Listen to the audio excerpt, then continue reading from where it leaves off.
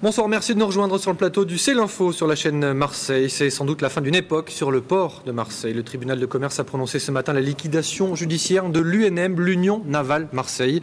Dernier chantier de réparation navale lourde en Méditerranée.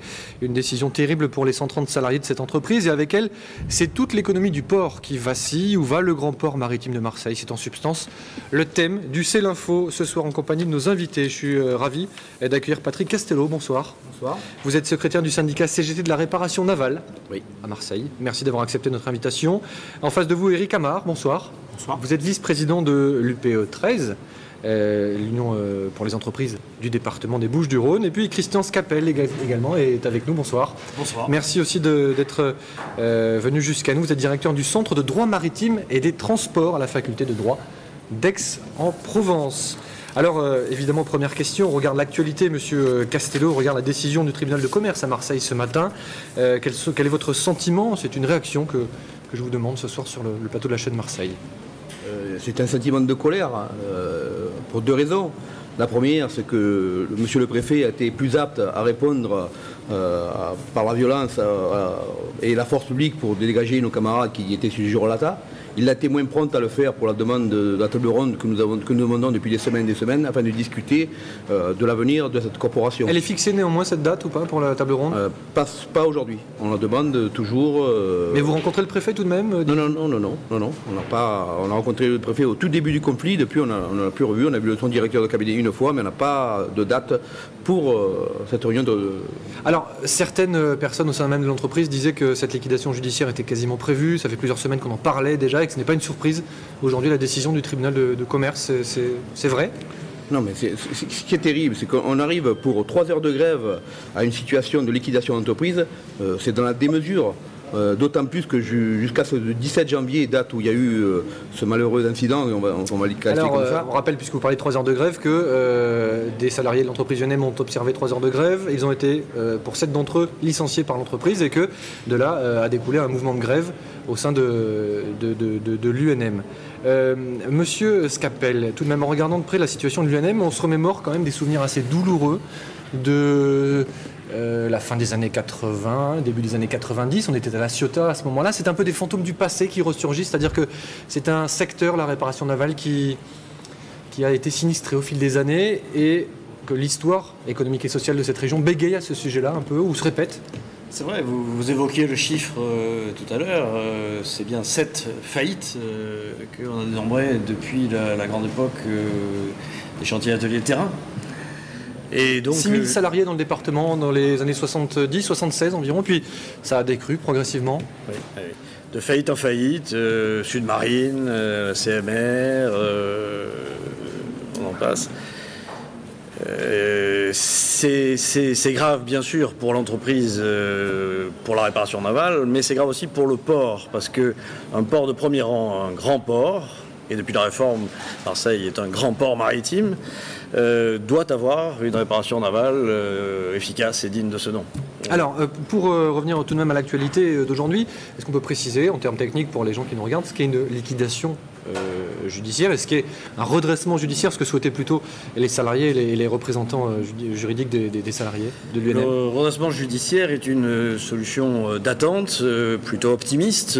On maintient l'entreprise en fonctionnement en espérant pouvoir la remettre sur les rails et la voir reprendre sa bonne santé.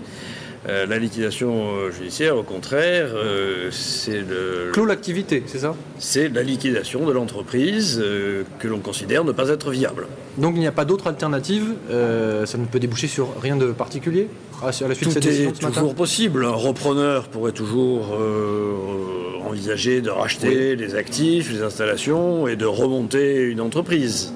C'est possible. Monsieur Castello. Oui, juste un petit mot, c'est que nous, en tant que syndicat, on a interjecté appel de la décision de liquidation. Oui.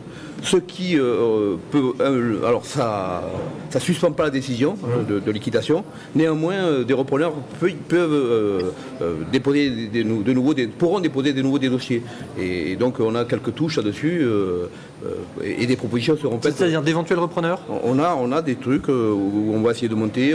Des dossiers? Oui, on prépare des dossiers. Que vous souhaitez exposer au préfet, c'est ce que vous avez dit tout Oui, oui, tout à fait. Donc ça ne veut pas dire que la situation est figée, elle est catastrophique pour les gens qui vont recevoir des licenciements, qui sont dans des désarrois complets, même s'ils restent humbles dans la décision, parce que l'entreprise est toujours prête à travailler, il n'y a pas eu de casse, l'outil de travail est préservé.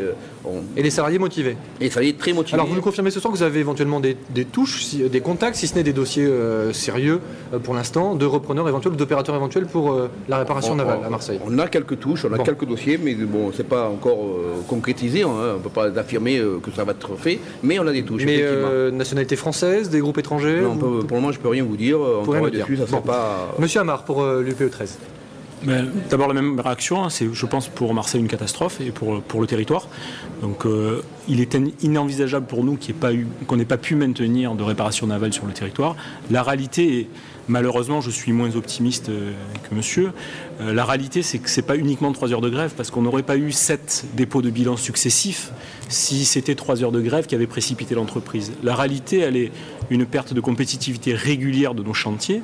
Celle-là, à un moment donné, je crois que le but c'est de s'asseoir et de la regarder.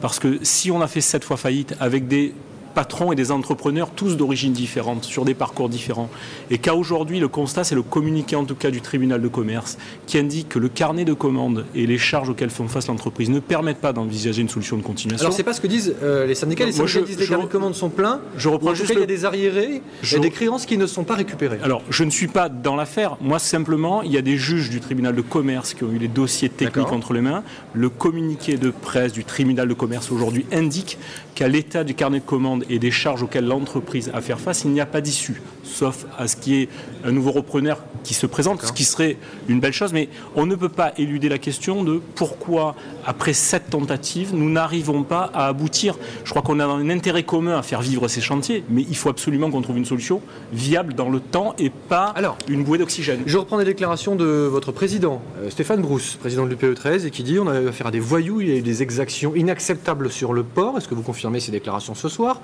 Et qui vise-t-elle très clairement, ces déclarations? C'est pas moi, syndicaliste, qui vais reprocher de l'action syndicale.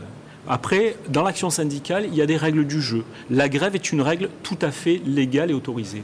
Je pense que lorsque des personnes, on ne peut pas les identifier, ce sont des personnes encagoulées. Donc on n'a jamais dit, on n'a jamais visé un syndicat en particulier. On constate qu'il y a des pratiques inacceptables qui devraient être condamnées des deux côtés. À partir de là, on n'a aucun souci à discuter ensemble. Monsieur Castello? Non, parce que s'il y a des gens encagoulés sur le port, ce n'est pas pour... le syndicat a toujours revendiqué et assumé ses responsabilités en termes d'action. Ce que l'on craint dans ce type d'action, c'est que certains s'en prennent individuellement